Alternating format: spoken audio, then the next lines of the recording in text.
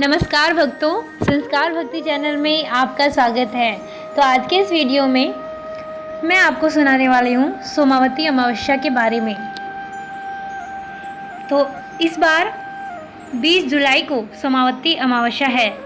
भगवान शिव की आराधना को समर्पित सावन के पवित्र माह में सावन सोमवार व अमावस्या के जल अभिषेक का विशेष महत्व है। लेकिन अमावस्या यदि सोमवार को हो यानी कि सोमावती अमावस्या हो तो इसका महत्व और भी बढ़ जाता है। इस बार दशकों बाद सावन के तीसरे सोमवार को विशेष मुहूर्त में 20 जुलाई को सोमावती अमावस्या पड़ रही है। इस अमावस्या को हरियाली अमावस्या भी कहते हैं। कहा जाता है कि 20 साल पहले ऐसा शुभ संयोग बना था। सोमावती अमावस्या के दिन भगवान शिव, पार्वती, गणेश जी और कार्तिक जी की पूजा की जाती है। सावन सोमवार और सावन की सोमावती अमावस्या को पूजा पाठ करने और जल अभिषेक करने का विशेष फल प्राप्त होता है। बहुत से भक्त भगवान शिव की असीम कृपा पाने के लिए सोमावती अमावस्या को व्रत भी रखते हैं। अमावस्या को महिलाएं तुलसी या पीपल में पेड़ की 108 परिक्रमा भी करती हैं। कई इलाकों में अमावस्या के दिन पितृ देवताओं की पूजा करने और श्राद्ध करने की परंपरा है। मान्यता है कि इससे अज्ञात तिथि पर स्वर्गलोकवासी हुए पूर्वजों को मुक्ति मिलती है।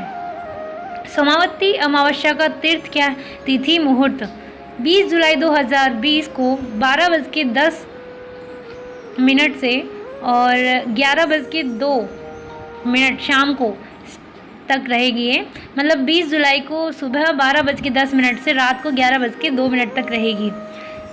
कोरोना संकट देखते हुए हिंदुस्तान के पाठकों को सलाह दी जाती है कि आपके इलाके में मंदिर खुले हों तो वहां फेस मास्क लगाकर जाएं, सामाजिक दूरी का पालन करें।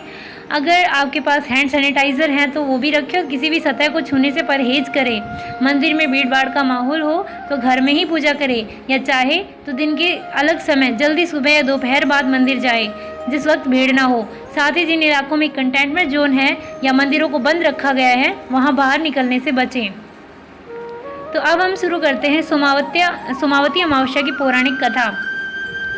एक गरीब ब्राह्मण परिवार था। उस परिवार में पति पत्नी के अलावा एक पुत्री भी थी। वह पुत्री धीरे धीरे बड़ी होने लगी। उस पुत्री में समय और बढ़ती उम्र के साथ सभी स्त्रीयोचित गुणों का विकास हो रहा था। वह लड़की सुंदर, संस्कारवान और गुणवान थी, किंतु गरीब होने के कारण उसका विवाह नहीं हो पा रहा था। एक दिन उस ब्राह्मण के घर एक साधु महाराज पधारे। वो उस कन्या के सेवा भाव से काफ़ी प्रसन्न हुए। कन्या को लंबी आयु का आशीर्वाद देते हुए साधु ने कहा कि इस कन्या की हथेली में विवाह योग्य रेखा नहीं है। तब ब्राह्मण दंपत्ति ने साधु से उपाय पूछा कि कन्या ऐसा क्या करे कि उसके हाथ में विवाह योग बन जाए।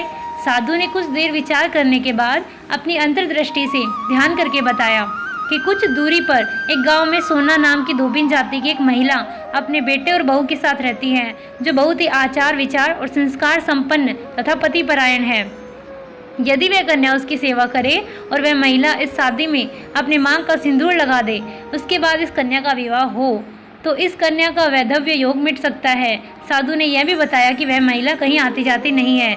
यह बात सुनकर ब्राह्मणी ने अपनी बेटी से धोबिन की सेवा करने की बात कही। अगले दिन कन्या प्रातःकाल ही उठकर सोना धोबिन के घर जाकर साफ सफाई और अन्य सारे काम करके वापस आ जाती है। एक दिन सोना धोबिन अपने बहू से पूछती है कि तुम तो सुबह ही उठकर सारे काम कर लेती हो और पता भी नहीं चलता। बहू ने कहा, माँ जी, मैंने तो सोचा आप ही सुबह उठकर सारे काम करते हो, तो मैं तो देर से उठती हूँ। इस पर दोनों सास बहू निगरानी करने लगी कि कौन है जो सुबह ही घर का सारा काम करके चले जाती है। कई दिनों के बाद धोबिन ने देखा कि एक कन्या मुँह अंधेरे घर में आती है और सारे काम करने के बाद चली जाती हैं। जब वह जाने लगी तो सोना धोबिन उसके पैरों में गिर पड़ी। पूछने लगी कि आप कौन हैं और इस तरह छुपकर मेरे घर की चाकरी क्यों करती हैं। तब कन्या ने साधु द्वारा कही गई सारी बात बताई। सोना धोबिन पति परायण थी, उसमें तेज था। वह तैयार हो गई। सोना धोबिन के पति थोड़ा अस्वस्थ थे। उसने अपनी बहू से अपने लौट आने तक घर पर ही रहने को कहा। सोना धोबिन ने जैसे ही अपने मांग का सिंदूर उस कन्या की मांग में लगाया, उसका पति मर गया। उसे इस बात का पता चल गया कि वह घर से निराजल ही चली थी।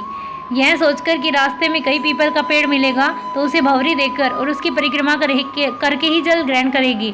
उस दिन सोमावती अमावस्या थी। ब्राह्मण के घर मिले हुए पूरे पकवान की जगह उसने ईंट के टुकड़े से 108 बार भंवरी देकर 108 बार पीपल के पेड़ की परिक्रमा की और उसके बाद जल ग्रहण किया। ऐसा करते ही उसके पति के मुर्दा शरीर में वापस जान आ गई। धोबिन का पति वापस जीवित हो उठा। इसलिए सोमावती अमावस्या के दिन से शुरू करके जो व्यक्ति हर अमावस्या के दिन भंवरी देता है उसके सुख और सौभाग्य में वृद्धि होती है। पीपल के पेड़ में सभी देवों का वास होता है। अतः जो व्यक्ति हर अमावस्या को ना कर सके वह सोमवार को पड़ने वाली अमावस्या के दिन 108 वस्तु की भंवरी देकर सोना धोबिन और गौरी गणेश जी का पूजन करता है, उसे अखंड सौभाग्य की प्राप्ति होती है। ऐसी प्रचलित परंपरा है कि पहली सोमावती अमावस्या के दिन धान, पान, हल्दी, सिंदूर और सुपारी की भंवरी दी जाती है।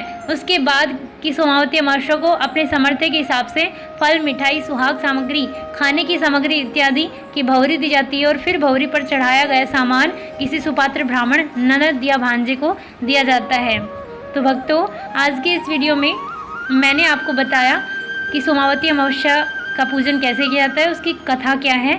अगर आपको मेरा ये वीडियो अच्छा लगा हो तो प्लीज़ इसे लाइक करें और ज़्यादा से ज़्यादा अपने फ्रेंड्स एंड फैमिली के साथ शेयर करें। और अगर अभी तक आपने मेरे चैनल को सब्सक्राइब नहीं किया तो प्लीज़ सब्सक्राइब करें। तो मिलती हूँ फिर से एक नई वीडियो के साथ, तब तक के लिए राधे राधे, जय श्री कृष्णा।